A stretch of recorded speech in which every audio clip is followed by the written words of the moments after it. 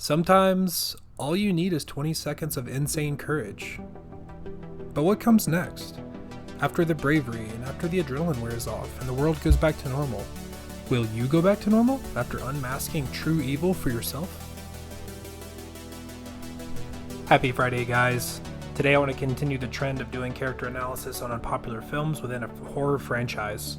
So in classic me fashion, I picked Friday the 13th Part 5, A New Beginning. So this shouldn't come as a surprise, but there will be spoilers in this video, so if you haven't seen the film, which has been out for 38 years now, please go and watch it and then come back. This video will still be here. So this film takes place at and around a halfway house for at-risk teens called Pinehurst, which surprisingly isn't a summer camp. Not long after our protagonist Tommy Jarvis arrives to Pinehurst, a killer starts murdering people around the home, using Jason Voorhees' own MO, and that's really the plot. Much like all the previous Friday films, Part 5 was a commercial success, but also like the others, it was panned by critics who hated these films and couldn't understand why people were obsessed watching this murderous filth. These films were called satanic and were blamed for corrupting the nation's youths. Were they right? Probably not. People just like being entertained, and these films are mostly entertaining. Although at this point in the series, they had not deviated much from the main theme of teens getting killed in the woods. People complain about this, but it doesn't really bother me. We know exactly what we're getting, and that's why we buy tickets for the movie. These films are oddly comfortable to me. They ooze atmosphere and nostalgia. Jason isn't overly cruel and dispatches his victims quickly and doesn't revel in their deaths. These films don't feel evil to me, they just feel like fun slasher films meant to entertain us. They work as time capsules and take us back to a different time. The tropes of the series reflect problems and anxieties of the time and act as a time machine for us to explore how people felt in those days. Anyways, we all know why we're really here, and that's to overanalyze the heck out of these characters. Unlike my previous videos, I won't be going in depth on each character because I want to focus on the main character of the film, so instead I'll gloss over the characters as a whole. Despite a lot of people disliking this film because there's no Jason, the characters in this movie are some of the greatest in any slasher film out there. It's clear that the director was very uninvolved in the making of this movie, which gives us lots of moments that really felt improvised.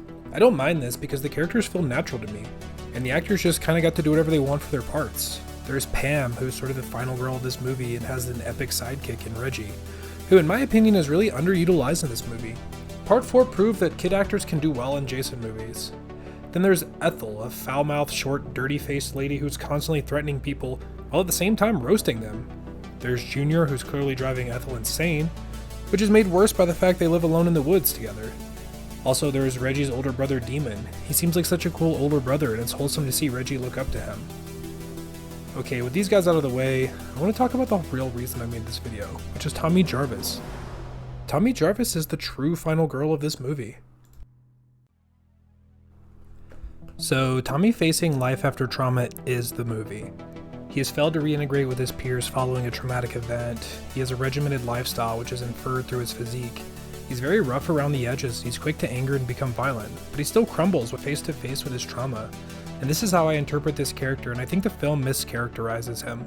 The movie paints him in a far different light. He's depicted as a psycho. We're told he spent a lot of time in a psychiatric hospital, which likely wouldn't happen. Tommy isn't psychotic.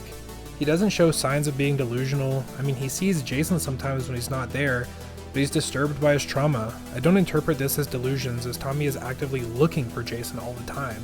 His hypervigilant state is exhausting, his tired mind conjures up Jason. This happens to real-life victims of trauma, where maybe you don't see Jason, but you're easily startled, or a coat rack in the corner of your eye looks like a person standing behind you, constantly on edge as your mind plays tricks on you to keep you in a constant fight or flight to guarantee your survival. Tommy's response to his trauma wouldn't land him in a hospital for 10 years. He doesn't show any signs of self-harm or wanting to go out of his way to harm others.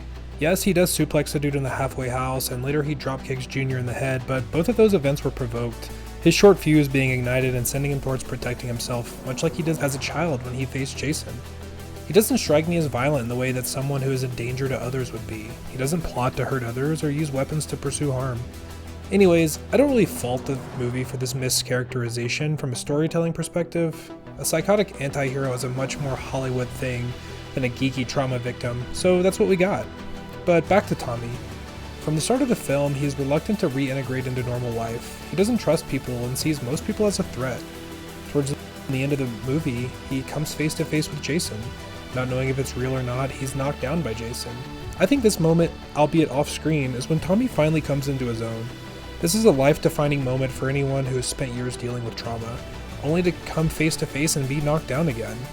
Tommy learns that the evil that caused his trauma is remorseless, unfeeling, and ultimately indifferent to his suffering. He learns that evil has a distinct face, and he himself has a responsibility to do battle with the evil force. Otherwise, it's never going to go away.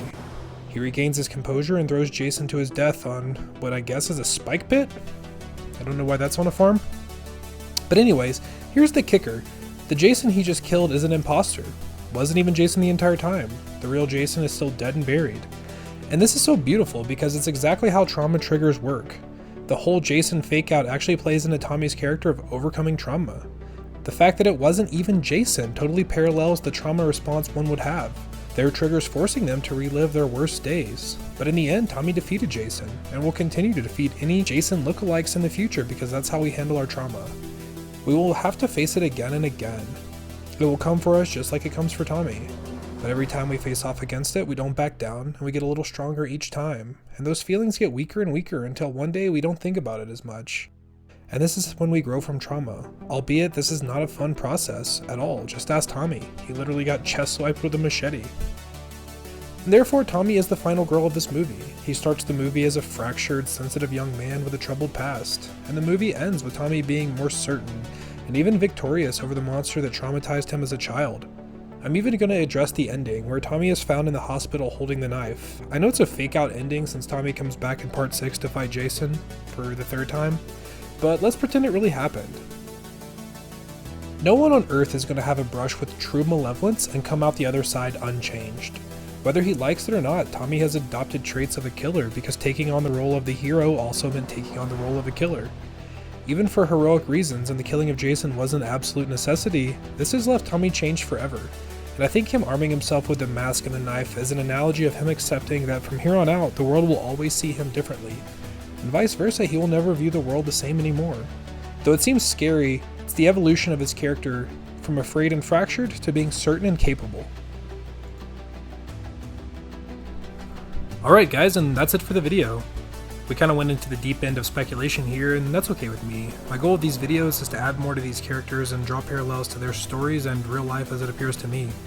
Some of this stuff is a bit heavy, which is why I like to keep things vague, so it might be easier to digest and apply to my own life. I want to remind you, however, everyone's story looks different, and no matter what you've been through, you're not alone, and no matter how monstrous your traumas seem, you are redeemable, and the past can no longer hurt you. We can learn from what we've been through, but it will never serve us to dwell there. We can gain strength through our experiences, and it may not seem like it right now, but one day we will look to the future with hope.